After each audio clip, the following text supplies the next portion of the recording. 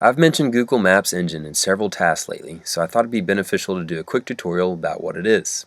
First things first, I owe all credit to Jenny McGarrah for showing me this at the Google Teacher Academy. She did an awesome breakdown, and basically everything on this video is what she showed us.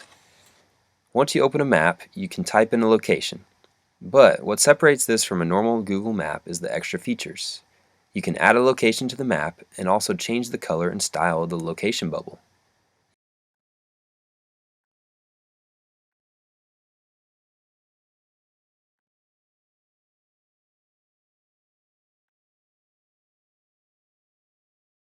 You can even throw an image from the web on there.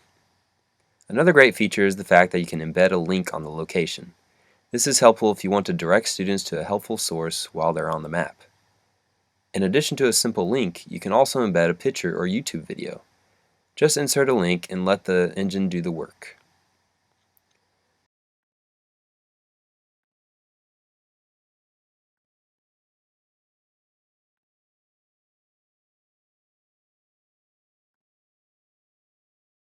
Perhaps my favorite features, at least for math class, are the polygon and measurement tools. With the Polygon tool, you can outline an object. I'll use Greenland because I'm stealing the idea from Jenny.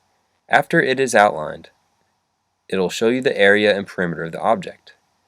Also, you can drag the polygon to another part of the world and it automatically scales it. How big is Greenland really? It shows you right here. Finally, the measurement tool is a great feature for many math tasks.